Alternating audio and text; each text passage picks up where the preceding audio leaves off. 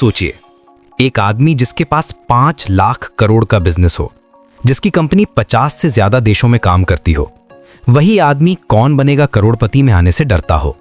क्यों? क्योंकि उसे डर था कि अगर उसने एक सवाल भी गलत कर दिया तो अमिताभ बच्चन क्या सोचेंगे। अजीब लगता है ना, लेकिन यही सच्चाई है। यह कहानी है कुमार मंगलम बिरला की, एक ऐसे इंसान की जिसने सिर्फ एक बिजनेस नहीं संभाला, बल्कि डर, आलोचना और शक के बीच अपना साम्राज्य बनाया। और इस कहानी की शुरुआत होती है एक ऐसे दिन से जिसने सब कुछ बदल दिया। 1995, वो दिन जिसने सब बदल दिया। साल था 1995। भारत के सबसे बड़े उद्योगपतियों में से एक आदित्य विक्रम बिरला का अचानक निधन हो गया। देश भर में शोक था, लेकिन बिरला ग्रुप के ऑफिसों में एक और सवाल गूंज रहा था। अब इस साम्राज्य की कमान किसके हाथ में होगी?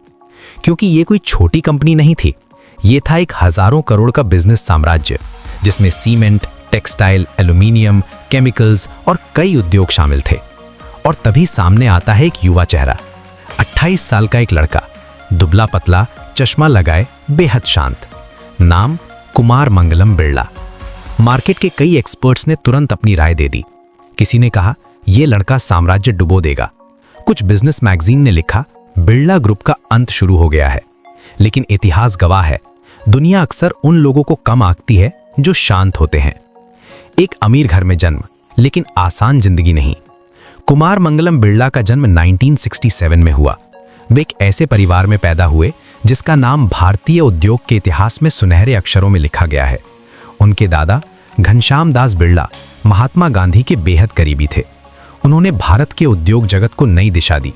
और उनके पिता आदित्य विक्रम बिरला उन लोगों में थे जिन्होंने भारतीय बिजनेस को दुनिया तक पहुंचाया। लेकिन दिलचस्प बात यह है कि कुमार मंगलम को कभी यह महसूस नहीं होने दिया गया कि वे एक अरबपति परिवार से आते हैं। उनके पिता का एक सिद्धांत था, विरासत मिलने से पहले मेहनत करनी पड़ती है। जब कुमार मंगलम पढ़ाई कर रहे थे तो उनका सपना था कि वे विदेश जाकर MBA करें, लेकिन उनके पिता ने एक शर्त रख दी। उन्होंने कहा, पहले चार्टर्ड अकाउंटेंसी पास करो, फिर विदेश जाने की सोचो। अब सोचिए, CA की पढ़ाई दुनिया की सबसे कठिन पढ़ाइयों में से एक मानी जाती है, लेकिन कुमार मंगलम ने चुनौती स्वीकार की, दिन रात मेहनत की और अंततः वे चार्टर्ड अकाउंटेंट बन गए। आज वे दुनिया के सबसे अमीर चार्टर्ड अकाउंटेंट्स में गिने जाते हैं। उसके बाद वे लंदन बिजनेस स्कूल गए, लेकिन उनके पिता की असली ट्रेनिंग किताबों से नहीं, बोर्ड रूम में होती थी। 18 साल की उम्र से ही आदित्य बिरला उन्हें बिजनेस मीटिंग्स में बैठाने लगे थे। वे कहते थे, अनुभव किताबों से नहीं मिलता, अनुभव मीटिंग रूम के पसीने से मिलता है। शायद उन्हें पता था एक दिन ये लड़का इस पूरे साम्राज्य को संभालने वाला है। लेकिन जिंदगी की कहानी हमारी योजनाओं से नहीं चलती।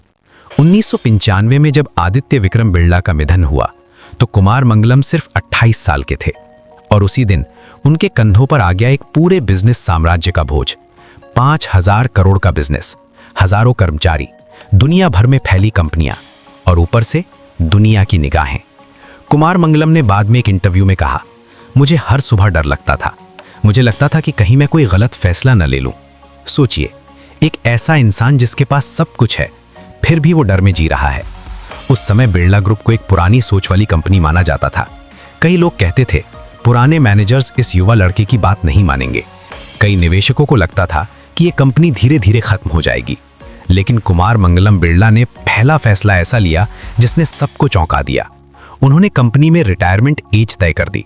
इसका मतलब था पुराने लोगों का सम्मान रहेगा, लेकिन नए लोगों को भी मौका मिलेगा। उन्होंने धीरे धीरे कंपनी की पूरी सोच बदलनी शुरू कर दी। 90s के दशक में ज्यादातर भारतीय कंपनियां सिर्फ भारत में ही बिजनेस करना चाहती थीं, लेकिन कुमार मंगलम बिरला की सोच अलग थी। वे चाहते थे कि बिरला ग्रुप एक ग्लोबल कंपनी बने और इसके लिए उन्होंने शुरू की विदेशी कंपनियों को खरीदने की रणनीति। लेकिन असली चौंकाने वाला फैसला 2007 में आया। 2007 में कुमार मंगलम बिरला ने नोवेलिस नाम की कंपनी खरीदने का फैसला किया। ये कंपनी दुनिया की सबसे बड़ी एल्यूमिनियम रोलिंग कंपनियों में से एक थी। डील की कीमत थी $6 बिलियन। उस समय ये किसी भारतीय कंपनी का सबसे बड़ा विदेशी अधिग्रहण था। दुनिया हैरान थी। कई एक्सपर्ट्स ने कहा इतना बड़ा कर्ज लेकर ये कंपनी डूब जाएगी। लेकिन आज नोवेलिस ही वो कंपनी है जिसने आदित्य बिरला ग्रुप को दुनिया का सबसे बड़ा एल्यूमिनियम रोलिंग प्लेयर बना दिया।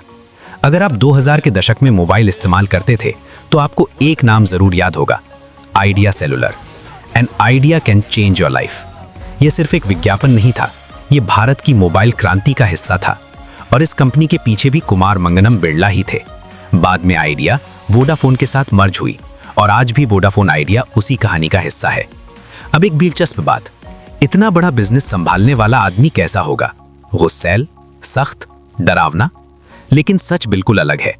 कुमार मंगलम बिरला ने खुद कहा है कि पिछले 30 सालों में वे सिर्फ 18 बार गुस्सा हुए हैं। जी हाँ, उन्होंने इसका हिसाब भी रखा है। उन्हें 10 मीटर एयर पिस्टल शूटिंग का शौक है और जब वे तनाव में होते हैं तो वे पेंटिंग करते हैं। रंगों से खेलना उन्हें शांति देता है।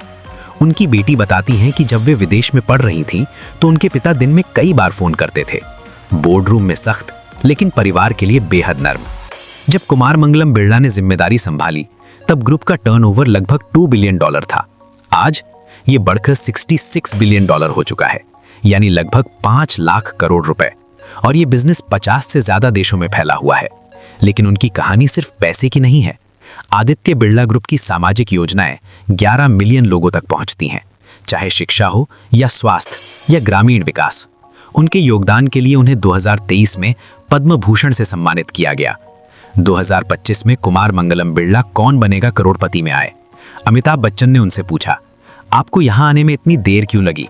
और उनका जवाब था, मुझे डर था कि अगर मैं कोई सवाल गलत कर दूं तो अमित जी क्या सोचेंगे। सोचिए, 5 लाख करोड़ का मालिक फिर भी डर। यही इस कहानी की सबसे बड़ी सीख है। डर कभी खत्म नहीं होता, चाहे आप 20 साल के हों या 58 साल के, चाहे आपके पास 500 रुपए हों या 5 लाख करोड़। फर्क बस इतना है, सफल लोग डर के बावजूद आगे बढ़ते हैं। तो अगली बार जब आपको लगे कि मैं ये नहीं कर सकता, तो एक बात याद रखना, 5 लाख करोड़ का मालिक भी डरता है, लेकिन वो रुकता नहीं।